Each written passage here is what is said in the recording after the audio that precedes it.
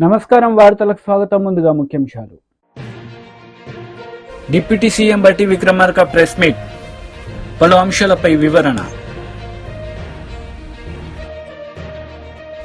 YCP leader press meet, TDP నేతలపై fire. Deputy CM బట్టి Vikramarka press meet నిర్వహించారు. ఈ సందర్భంగా పలు అంశాలపై ఆయన మాట్లాడారు. రాష్ట్ర ప్రభుత్వం నిన్ను చూసి ఉంటారు, ఒక సబ్ కమిటీ కూడా నియమించింది విధి విధానాలు నిర్మించడం కోసం. సో విధి విధానాలు నిర్ణయించేటప్పుడు మేము సొంతగా నిర్ణయాలు చేయదలుచుకోలేదు. ప్రజల డబ్బు ఇచ్చేది ప్రజలకి, రైతులకి. సో ప్రజలందరి మధ్యలో చర్చకు పెట్టి అన్ని జిల్లాల్లో కూడా సాధ్యమైనంత వరకు పాత 10 జిల్లాల్లో స్టేక్ హోల్డర్స్ అందరితో మాట్లాడి అందరి అభిప్రాయాలు తీసుకున్న తర్వాత ఆ అభిప్రాయాలన్నింటినీ కూడా కూలంకషంగా కూర్చి డెఫినెట్గా రేపు పొద్దున జరిగేటువంటి బడ్జెట్ సమావేశాల లోపలనే ఒక రిపోర్ట్ ప్రభుత్వానికి ఇచ్చి ఆ రిపోర్ట్ని అసెంబ్లీలో చర్చకు పెట్టి అంతిమంగా అందరం చర్చించిన తర్వాత విధి విధానాలు రూపకల్పన చేసి దాన్ని కూడా చేస్తాం. సో ఈ నిర్ణయాలు చేసే ప్రక్రియ అంతా కూడా మేమేదో 4 గోళ్ల మధ్యలో కూర్చొని మా ఇష్టాన్ని రీతిగా చేసుకుంటున్నామని ఎవరైనా అక్కడెక్కడ మాట్లాడుతూ అన్నట్టు వార్తలు వింటున్నాం. ఏం లేదు, మాది చాలా ట్రాన్స్పరెంట్ ప్రభుత్వం. ప్రజలకు అకౌంటబుల్గా కూడా ఉండాలనుకుంటున్నాం. ప్రజల కట్టే ప్రతి పైసను కూడా ఎవరికి ఇవ్వాలి, ఎవరి కోసం ఖర్చు పెట్టాలనేది ప్రజల్ని అడిగి వారందరి అభిప్రాయాల మేరకే ఖర్చు కూడా పెడతాం. సంపద సృష్టిస్తాం, పంచుతాం. ఆ పంచే ప్రక్రియ కూడా ప్రజల ఆలోచన మేరకే చేస్తాం. త్వరలోనే ఈ సభలో సమావేశాలు కూడా ఉంటాయి. రైతాంగ సోదరులందరితో మాట్లాడతాం, ట్యాక్స్ పేయర్స్తో మాట్లాడతాం, even EGS workers, indirect tax pay చేసే వాళ్ళతో మాట్లాడతాం, అందరి మీడియా మేధావులతో మాట్లాడతాం, అందరితో మాట్లాడతాం. ఈ క్యాబినెట్ సబ్ కమిటీ ఒక నిర్ణయం తీసుకొని అంతిమంగా we will submit A report. దాన్ని ఆ రిపోర్ట్ని సభలో పెట్టి చర్చించి we will announce that also. So మీరు ఏ రకంగా చూసుకున్నాక ఏ ఒక్కదాన్ని కూడా మేము వదిలిపెట్టమని చెప్పడం కోసం మీకు చెప్తా ఉన్నాం. బహుశా ఆశపడతా ఉండొచ్చు, ఏదో ఒకటి చేయకుండా వదిలేస్తే బాగు, దాన్ని పట్టుకొని మేము ఏది ప్రజలను రెచ్చగొట్టి మళ్ళీ 5 సంవత్సరాల తర్వాత మళ్ళీ మనం అధికారంలోకి వస్తాం, 15 ఏళ్ళు మేమే ఉంటాం అని చెప్పే కళ్ళబొల్లి కబుర్లు ఎవరు నమ్మాల్సిన అవసరం లేదు. ఈ ప్రభుత్వం 100% తూచా తప్పకుండా ప్రజలకు ఇచ్చినటువంటి వాగ్దానాలను యాజిటీస్గా ఇంప్లిమెంట్ చేయబోతున్నాం. ఈవెన్ ఇంక్లూడింగ్ ఉద్యోగాలకు సంబంధించి కూడా జాబ్ క్యాలెండర్ త్వరలోనే ప్రకటిస్తారు.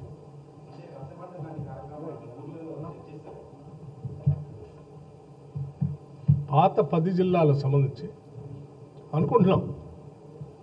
పాత 10 జిల్లాలకు సంబంధించి ఒక వర్క్షాప్లో కండక్ట్ చేస్తాం.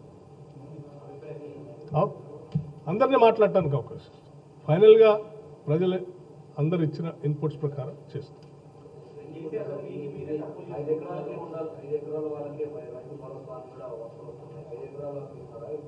నేను ఇప్పుడే చెప్పాను చాలా స్పష్టంగా, 4 గోడల మధ్యలో కూర్చొని మేము నిర్ణయాలు చేయము. ఎవరైనా ఎటువంటి తప్పుడు ప్రచారం చేస్తే కూడా నమ్మబారు.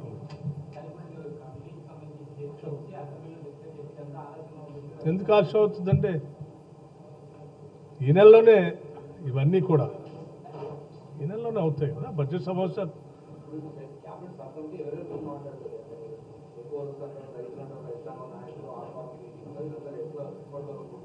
చెప్పాను కదా, ఈ బడ్జెట్ సమావేశాల లోపలనే వీటన్నింటినీ ప్రక్రియ పూర్తి చేసి 15th కల్లా రిపోర్ట్ కూడా ఇవ్వని అడిగారు.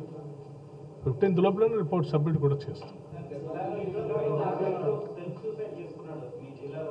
అమ్మా నా కాన్స్టిట్యున్సీలోనే, జిల్లా కూడా కాదు. చాలా దురదృష్టకరం, ఒక రైతు ఆత్మహత్య చేసుకోవటం చాలా బాధాకరమైంది. రైతే కాదు, అసలు ఏ మనిషి కూడా పుట్టింది బతకటానికి, చావటానికి కాదు.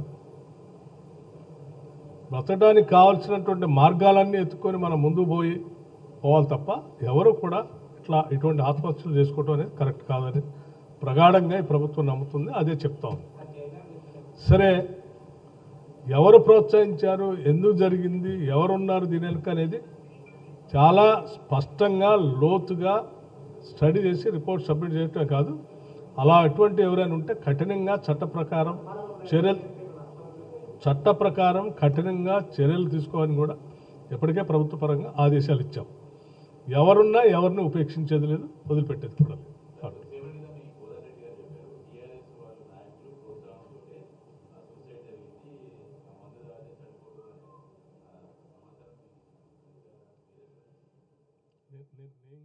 టీడీపీ లీడర్ మీడియా సమావేశం నిర్వహించారు. ఈ సందర్భంగా పలు అంశాలపై ఆయన మాట్లాడారు. జస్ట్ గడిచింది, ఇంతవరకు కాలు చేయగలిగా ఎక్కడ ఏముందో కూడా తెలుసుకోలేం. అంత ఘోరంగా ఇల్లంతా చెల్లా చెదురు చేసి పెట్టిపోయారు.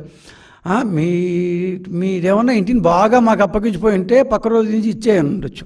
సరే, ఏంది ఇది అని చూస్తే ఫీజు రీయింబర్స్మెంటు టీడీపీ ప్రభుత్వం కట్టట్లేదు అని పెద్ద హెడ్డింగ్ వేసావు. జగన్మోహన్ రెడ్డి గారు బాగుంది, మీరు చెప్పేశారో లేకపోతే ఆ పత్రిక ఒక ఎడిటర్ అంటూ ఉన్నారో లేదో, ఆ ఎడిటరు కనీసం అంటారు హెడ్లైన్స్ వేసేటప్పుడు ఆలోచించరో, తప్పుడు రాతలు రాస్తున్నాం కదా, తప్పు కదా, ఇది మనలాంటి పేపర్లో ఇది వేయకూడదు కదా అంటే మీ పేపర్కి మీరే వాల్యూ ఇచ్చుకోకపోతే ఇంకెవరేం చేయలేరు అనుకోండి. సో ఆ మాత్రం ఉన్న ఆ ఎడిటరో లేకపోతే మేనేజింగ్ డైరెక్టరో ఇంకెవరో ఆలోచించరా? కనీసం సిగ్గు అనేది ఉండదా? మనం తప్పు రాస్తామని ఫీల్ ఉండదా? ఏమాత్రం నిజాయితీ ఇట్లాంటివి ఉండదు అసలు మీకు. ఎందుకింత కట్టున ఆపేసిందేమో అనుకునే దీనికి వస్తారు కదా, అది అబద్ధం కదా. అట్లా అబద్ధాలు మీ దీంట్లో రాయకూడదు కదా. అయినా సిగ్గుసరం లేకుండా మీరు రాస్తున్నప్పుడు మేము ఏం చేస్తామని చెప్పండి. అందుకే మైక్ ముందుకు రావాల్సి వచ్చింది. లేకపోతే ఒక పత్రికలో రాసిన వార్త గురించి ఇంత పెద్ద అయితే మేము మాట్లాడాల్సిన అవసరం లేదు. కానీ మేము జవాబు చెప్పలేకపోతే ప్రజలకు సరైన సమాచారం చేరదు అనే కారణంతోనే ఈరోజు ఇలా మాట్లాడాల్సి వచ్చింది. సాక్షి దీని ప్రకారం 2024 జూన్లో మేము 3,480 కోట్ల రూపాయలు కట్టేయాలంట. 3,480 కోట్ల రూపాయలు వెంటనే కట్టేయాలంట. అరే, ఎక్కడి నుంచి వచ్చిందిరా ఇంత డబ్బులు? ఎందుకు అసలు ఎక్కడ బాకీ ఉన్నాం? మనం ఇప్పుడే గవర్నమెంట్కి వచ్చాం, మనం ఎందుకు బాకీ ఉండేది అని చూస్తే ఇది అందరికీ తెలిసిందే. ఈ రాష్ట్రంలో ఉండే 9,44,666 మంది ఇంజనీరింగ్ విద్యార్థులందరికీ ఇది తెలుసు. ఇంకోసారి దయచేసి మీరు కూడా తెలుసుకోమని ప్రార్థన. ఏంటి అంటే 3 నెలలకోసారి వైసీపీ ప్రభుత్వం ఫీజు రీయింబర్స్మెంట్ని కాలేజీకి చెల్లిస్తాను అని చెప్పి అధికారంలోకి వచ్చింది. వచ్చిన తర్వాత ఏం చేసింది? కట్టకుండా వాయిదా వేస్తూ వచ్చారు.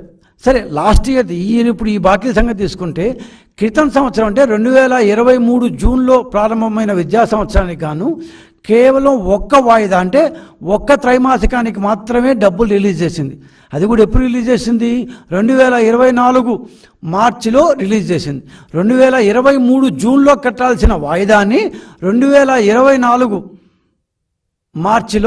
మార్చి 1వ తేదీన పామరులో యాజ్ యూజువల్గా బటన్ నొక్కారు కదా, ఆ సారపట్లో బటన్ నొక్కి పామరు కాన్స్టిట్యుయెన్సీలో వేశారు.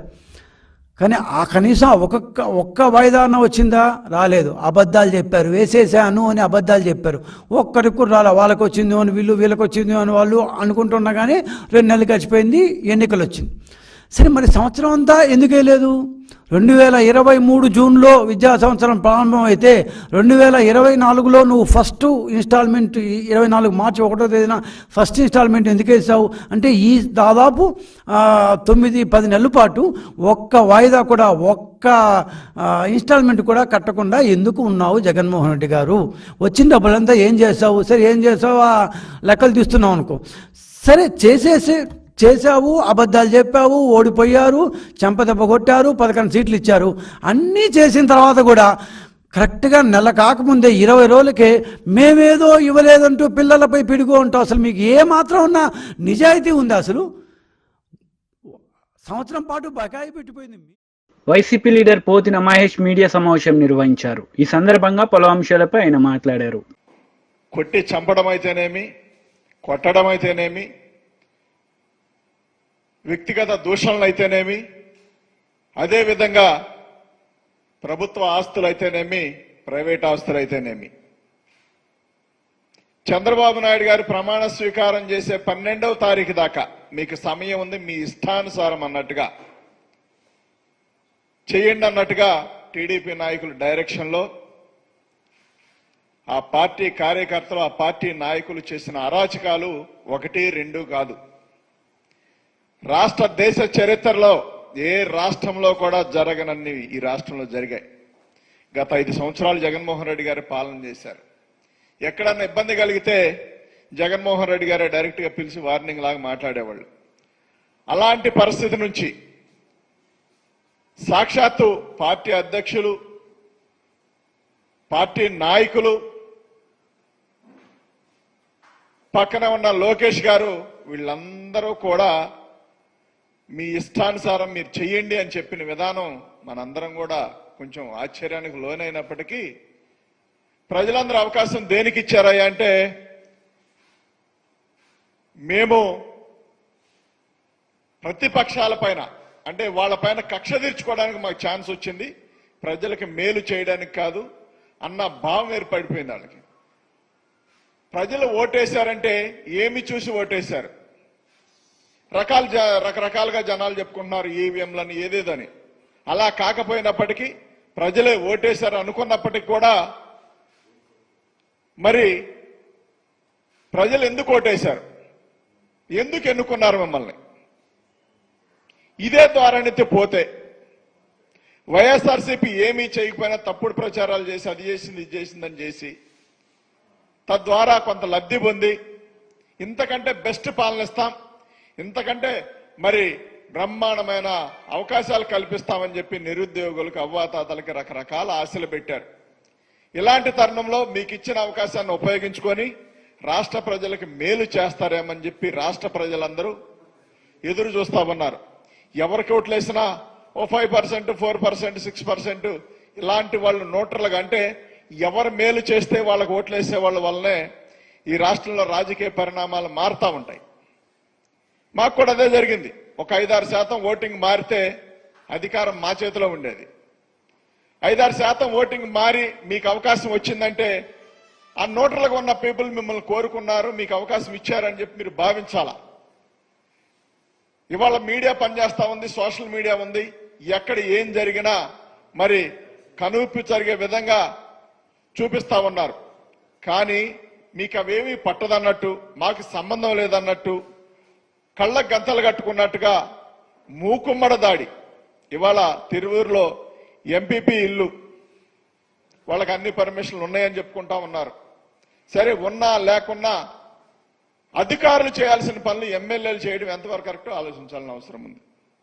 దాంతో అధికారులకు మీరు ఆర్డర్ ఇస్తే తప్పు ఉంటే వాళ్లే నోటీసులు ఇచ్చి వాళ్లే దానికి పరిష్కారం చూస్తారు. తగదనమ్మా అని ర్యాలీగా కొంతమందిని తీసుకొని జేసీబీలు తీసుకొని వెళ్ళి ఇళ్లు పడగొట్టే పరిస్థితులు చేస్తా ఉన్నారంటే మనం ఎటుపోతా ఉన్నాం? ఈ రాష్ట్రాన్ని ఎటు తీసుకుపోవాలనుకుంటా ఉన్నారు. లేదు, 5 సంవత్సరాలు ఛాన్స్ ఇచ్చారు కాబట్టి ప్రతీకార ద్వారానే వెళ్దామా, ప్రతీకారమే తీర్చుకుందామా, లేదు ఈ 5 ఏళ్లు పాలన చేసి మళ్ళీ ఇంతకంటే బెస్ట్ గా పాలన చేసి మళ్ళీ ఇంకో 5 ఏళ్లు ప్రజలను అవకాశం అడుగుదామని ఆలోచన చేస్తే వీళ్ళు మాత్రం మళ్ళెటు ఈ హామీలు నెరవేర్చే పరిస్థితి లేదు. కాబట్టి వీటన్నిటి నుంచి డైవర్ట్ చేసే విధానం, గొడవలు పెట్టుకొని భయపెట్టి నిన్న చాలా మంది పెన్షన్. మాజీ మంత్రి హరీష్ రావు మీడియా సమావేశం నిర్వహించారు. ఈ సందర్భంగా పలు అంశాలపై ఆయన మాట్లాడారు. తప్పకుండా మళ్ళీ బీఆర్ఎస్ ప్రభుత్వం వస్తుంది. ఇవాళ ఏమైంది చూస్తలేమా? 7 నెలల లోపలనే పల్లెలన్నీ మురికి కూపాలైపోయినాయి. ఈ గవర్నమెంట్ వచ్చినాక 7 నెలల్లో గ్రామ పంచాయతీకి నయా పైసా కూడా ఇయ్యలే, ఒక్క రూపాయి కూడా గ్రామ పంచాయతీకి ఇయ్యలే. పారిశుద్ధ్య కార్మికులకు 7 నెలల నుంచి జీతాలు లేవు, ట్రాక్టర్లలో డీజిల్కు పైసలు లేవు, ట్రాక్టర్లకు ఇన్స్టాల్మెంట్లు కట్టలేరు, వానకాలం వచ్చింది బ్లీచింగ్ పౌడర్ లేదు, దోమలకు మందు కొడదామంటే లేదు, గడ్డి మందు కొడదామంటే లేదు. మొత్తం గ్రామ పంచాయతీలన్నీ ఆగమాగమైతా ఉన్నా ఈ ప్రభుత్వం మొద్దు నిద్రపోతున్నటువంటి పరిస్థితి ఉంది. స్కూళ్ళల్లో పోతే మిడ్ డే మీల్స్, మధ్యాహ్న భోజనం పెట్టే కార్మికులకు 7 నెలల నుంచి జీతాలు లేవు, వాళ్ళందరూ కూడా ఆగమాగమవుతున్నారు. వంట వండిన సామాన్కు పైసలు లేవు, వంట వండిన పని చేసిన వాళ్లకు జీతాలు లేనటువంటి పరిస్థితి ఇలా స్కూళ్ళల్లో ఉన్నది. నిన్నేదో స్కూల్లో చెప్తున్నారు మా సర్పంచ్ గారు, కరెంటు బిల్లు కట్టలేదని స్కూల్కి కరెంటు కట్ చేసిందట. అంటే ఈ ప్రభుత్వానికి అసలు పరిపాలన చేతనైతలేదు, పాలన గాలికి వదిలేసిండ్రు. ఎక్కడ చూసినా ఆత్మహత్యలు, ఎక్కడ చూసినా మానభంగాలు, మర్డర్ కేసులు జరుగుతూ ఉన్నాయి, హత్యలు జరుగుతూ ఉన్నాయి. నిన్న మనం చూసినాం ఖమ్మం జిల్లాలో ఒక రైతు పురుగుల మందు తాగి ఆత్మహత్య చేసుకున్న వీడియో మనందరం కూడా చూసాం. ఇప్పుడే ఈడ కూర్చొని చూస్తున్నా ముఖ్యమంత్రి గారి జిల్లా మహబూబ్ నగర్లో కలెక్టర్ ఆఫీస్లో ఇంకో రైతు ఇలా పురుగుల మందు తాగిన వీడియో వస్తూ ఉన్నది. అంటే ఈ రాష్ట్రంలో పాలన గాలి కొదిలేసిండ్రు. కేవలం ప్రతిపక్షాల మీద కేసులు, కుట్రలు తప్ప పరిపాలన చేతనైతలేదు. అందుకే రోజు కూడా ఆత్మహత్యలు జరుగుతూ ఉన్నాయి, రేప్ కేసులు జరుగుతూ ఉన్నాయి, హత్యలు జరుగుతూ ఉన్నాయి. లా అండ్ ఆర్డర్ ఆగమైపోయింది. రైతు బంధు అయితే దిక్కే లేదు. కేసీఆర్ ఉండగా జూన్ నెలలో ఖచ్చితంగా రైతు బంధు పడ్డది. ఇలా జూలై వచ్చినా ₹1 కూడా రైతు బంధు ఇవ్వకుండా ఇలా రైతుల ఉసురు పోసుకుంటా ఉన్నారు. ఏమన్నంటే ఏరివేత, ఎవరికి గీత పెడదాం, ఎవరికి కోత పెడదాం, ఎవరికి బంధు పెడదాం, ఎంత కమ్మి చేద్దామని ఆలోచన చేస్తుంది తప్ప సకాలంలో రైతు బంధు ఇవ్వడంలో ఈ ప్రభుత్వం పూర్తిగా ఫెయిల్ అయిపోయింది.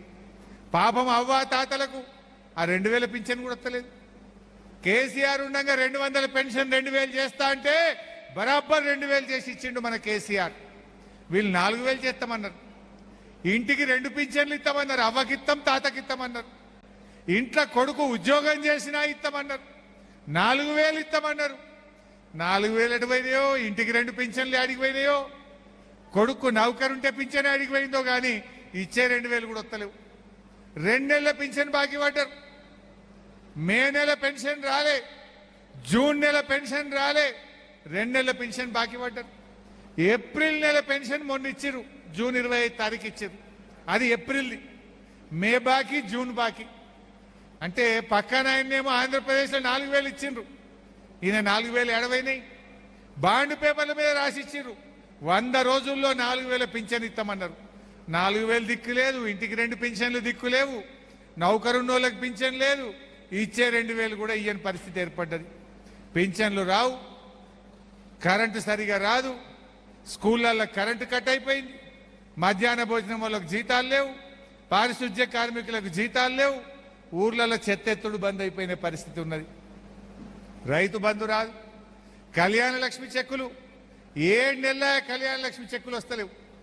ఆడోటి ఈడోటి వచ్చినాయి అంటే అవి అప్పటి మన గవర్నమెంట్ బాబా చెక్కులే ఇంకా వస్తున్నాయి. ఈ గవర్నమెంట్ వచ్చినప్పటి నుంచి బీజేపీ లీడర్ మీడియా సమావేశం నిర్వహించారు. ఈ సందర్భంగా పలు అంశాలపై ఆయన మాట్లాడారు. జమ చేసుకున్నటువంటి డబ్బును కూడా ఈ ప్రభుత్వం వాళ్లకు డ్రా చేసుకోకుండా ఇబ్బంది కలిగిస్తా ఉన్నది. ఎస్ఎఫ్సి స్టేట్ ఫైనాన్స్ కమిషన్ నుంచి వచ్చేటటువంటి డబ్బుతోని గ్రామ పంచాయతీలు అభివృద్ధి కార్యక్రమాలకు వాడుకునేటటువంటి అవకాశం ఉంటుంది. 6 నెలలుగా చిల్లి గవ్వ కూడా గ్రామ పంచాయతీలలో లేదు. చివరికి జెడ్పీజీపీఎఫ్, ఆ జెడ్పీజీపీఎఫ్లో ప్రభుత్వ సంబంధించినటువంటి ఉపాధ్యాయులు కావచ్చు, మిగతా జిల్లా పరిషత్ ఉద్యోగులు కావచ్చు, మండల పరిషత్ ఉద్యోగులు కావచ్చు, వాళ్ళు ఏదైతే జమ చేసుకున్నటువంటి జీపీఎఫ్ ఉంటుందో అది ఎప్పుడు పడితే అప్పుడు డ్రా చేసుకోవడానికి వీలున్నటువంటి ఆ జీపీఎఫ్ డబ్బును కూడా ఈరోజు ట్రెజరీలో పాస్ అయ్యేటటువంటి పరిస్థితి లేదు. వర్షాకాలం మొదలైంది, చెట్లు నాటాల. అటవీ శాఖ డిపార్ట్మెంట్, ఫారెస్ట్ డిపార్ట్మెంట్ ఆధ్వర్యంలో ప్రతి సంవత్సరం కూడా యథావిధిగా చెట్లు నాటే కార్యక్రమం జరుగుతుండే. ఒక్క రూపాయి కూడా ఈరోజు పనులు చేద్దామంటే ఫారెస్ట్ డిపార్ట్మెంట్కు ₹1 కేటాయించలేదు, గ్రామ పంచాయతీలకు ₹1 కేటాయించలేదు. ఆ గ్రామ పంచాయతీలో పనిచేస్తున్నటువంటి వర్కర్లకు కూడా 4 నుంచి 5 నెలలైంది, వాళ్ళకు కూడా ₹1 రాలేదు. గ్రామాలలో వాటర్ సప్లైకి సంబంధించినటువంటి చిన్న చిన్న రిపేర్లు చేసుకుందామంటే కూడా గ్రామ పంచాయతీలలో ₹1 లేదు.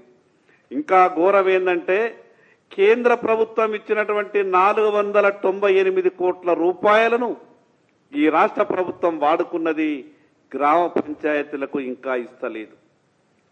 వీళ్ళు ఇవ్వరు.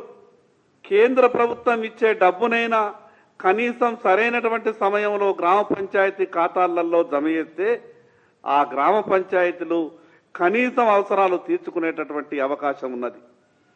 గత ప్రభుత్వం గ్రామ పంచాయతీలకు గొప్పపోయే విధంగా ఆ గ్రామ పంచాయతీ ఆర్థిక పరిస్థితి బాగలేకున్నా జబర్దస్తిగా ట్రాక్టర్లను కట్టబెట్టింది. ఆ ట్రాక్టర్లకు ఇన్స్టాల్మెంట్ కట్టాలా, డ్రైవర్లకు జీతాలు ఇవ్వాలా, అదేవిధంగా దాంట్లో ట్రాక్టర్కు మెయింటెనెన్స్కు డీజిల్ కొరకు డబ్బులు కావాలా. ఈరోజు డీజిల్ పోసేటటువంటి పరిస్థితుల్లో కూడా గ్రామ పంచాయతీలు లేనటువంటి పరిస్థితులు ఉన్నదంటే ఏ రకంగా గ్రామ పంచాయతీ ఈ స్థానిక సంస్థలను ఏ రకంగా ఈ ప్రభుత్వం ఇబ్బంది పెడతా ఉన్నదో అర్థం చేసుకోవాలా. ఇంకొక ఘోరం ఏందనంటే వ్యవసాయ సీజన్ మొదలైంది, ఇప్పటికే దాదాపు నెల గడుస్తున్నది. రైతులకు సరఫరా చేసే విత్తనాలలో సబ్సిడీ ఇవ్వాలా, దాంట్లో కూడా ₹1 లేదు. రైతులకు ఇప్పుడు వ్యవసాయ పరికరాలు అందజేయాలా, దానికి ₹1 లేదు. ఈ రకంగా ఈ రాష్ట్రాన్ని కాంగ్రెస్ పార్టీ పరిపాలిస్తే ఏ రకమైనటువంటి అభివృద్ధి జరుగుతుందో ప్రజలారా ఒక్కసారి అర్థం చేసుకోండి. కానీ ఎవరికి మేలు జరిగింది కొత్తగా ఈ పార్టీ కాంగ్రెస్ పార్టీ ఈ రాష్ట్రంలో అధికారంలోకి వచ్చంటే ఏ కాంగ్రెస్ కాంట్రాక్టర్లు అయితే కాంట్రాక్టు పనిచేసి పెండింగ్లో ఉండెనో వారికి బిల్లులు ఇవ్వడానికి మాత్రమే ఈ ప్రభుత్వం వచ్చిందా అనే అనుమానం కలుగుతా ఉన్నది. ఈరోజు తెలంగాణ రాష్ట్రంలో ఏదైనా టెండర్లు పెడితే కాంట్రాక్టర్లు టెండర్లు వేయడానికి కూడా రాలేనటువంటి పరిస్థితి. ఈ భారతదేశంలో ఏ రాష్ట్రంలో కూడా ప్రభుత్వం టెండర్ పిలిచిన తర్వాత 4-5 సార్లు కూడా టెండర్లకు రానటువంటి పరిస్థితి ఉన్నది అనంటే తెలంగాణ రాష్ట్ర ఆర్థిక పరిస్థితి ఏ రకంగా ఉన్నదో మనం అర్థం చేసుకోవాలా. గత ప్రభుత్వాలు ఏవైనా కావచ్చు, పార్టీలు మారచ్చు, ప్రభుత్వాలు కొత్తగా రావచ్చు, కానీ గత ప్రభుత్వం 80%, 70% పూర్తి చేసినటువంటి ఏవైతే కొన్ని ప్రాజెక్టులు ఉంటాయో, కొన్ని పనులు ఉంటాయో, వేల కోట్ల రూపాయలు ఖర్చు పెట్టిన తర్వాత కూడా ఇంకొక 10%, 20% బీఆర్ఎస్ లీడర్ మీడియా సమావేశం నిర్వహించారు. ఈ సందర్భంగా పలు అంశాలపై ఆయన మాట్లాడారు.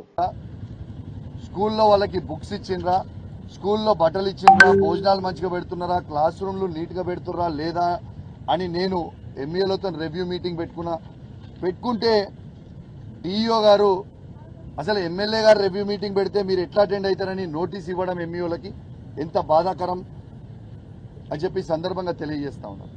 ఇవాళ వాస్తవంగా చెప్పాలంటే ఇవాళ కమలాకర్ గారు జిల్లా మంత్రిగా ఉన్నప్పుడు ప్రతి సంవత్సరం మీరు రికార్డు తీసుకోవచ్చు, ప్రతి సంవత్సరం ఎడ్యుకేషన్ మీటింగ్ స్కూల్ స్టార్ట్ అవుతున్న ఇయర్లో రివ్యూ మీటింగ్ కంపల్సరీ జిల్లా హెడ్ క్వార్టర్లో పెట్టేది.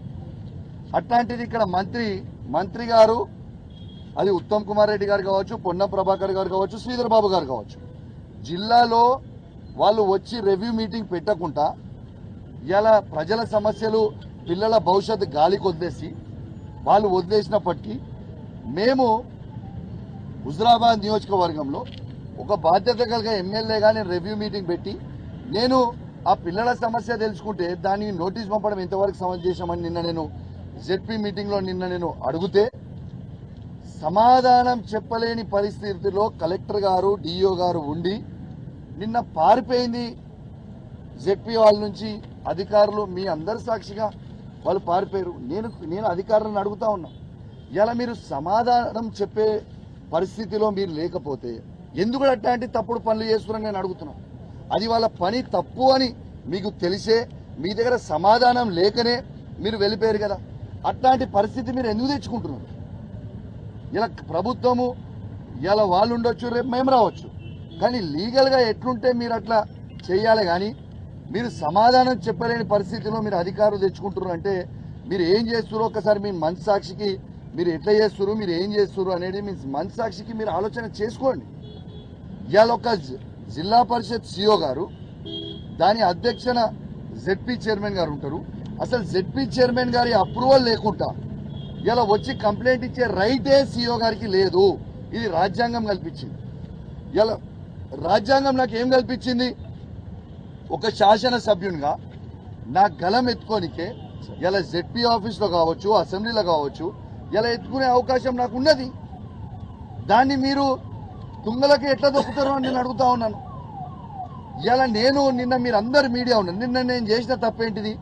నేను కలెక్టర్ గారిని అడిగిన, డిఓ గారికి నోటీస్, మీరు డిఓ గారు నోటీస్ ఎట్లా పంపినరు దానికి జవాబు చెప్పండి.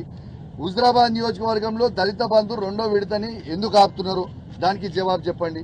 ఇవాళ హుజరాబాద్ హాస్పిటల్లో కేసీఆర్ కిట్లు ఎందుకు ఇస్తలేరు? మగబిడ్డ పుడితే 12,000, ఆడబిడ్డ పుడితే 13,000 ఎందుకు ఇస్తలేరు? న్యూట్రిషన్ కిట్ ఎందుకు ఇస్తలేరు? ఇలా జమ్మికుంట హాస్పిటల్లో గైనకాలజిస్ట్ డాక్టర్ని ఎందుకు తీసేసిండ్రు? ఇలా నేను అడగడం తప్ప, ఇవి అడిగితే దీనికి జవాబు చెప్పలేక మీరు ఆఫీస్ నుంచి వెళ్ళిపోయి ఇలా మీరు వెళ్ళిపోతున్నారు. మీరు ఏమని వెళ్ళిపోతారు? నేను జవాబు చెప్పకుండా లేచి అబ్జెక్ట్గా వెళ్ళిపోతుంటే మేము, నాతో పాటు మా జెడ్పీటీసీలు, మా ఎంపీపీలు నిల్చొని మాకు న్యాయం చేయండి కలెక్టర్ గారు అని మేము చూపించినాము. దాంట్లో తప్పేంటిది? తర్వాత కలెక్టర్ గారు మేము వెళ్ళిపోతాము అంటే సరే ఓకే వెళ్ళిపోండి అని వెళ్ళిపోయింది. వార్తలు ముగించే ముందు ముఖ్యాంశాలు మరోసారి. డిప్యూటీ సీఎం బట్టి విక్రమార్క ప్రెస్ మీట్, పలు అంశాలపై వివరణ. YCP leader press meet, TDP నేతలపై ఫైర్. ఈ వార్తలు ఇంతటితో సమాప్తం. తిరిగి ప్రసారమయ్యే వార్తల్లో మళ్ళీ కలుద్దాం. అంతవరకు సెలవు. నమస్తే.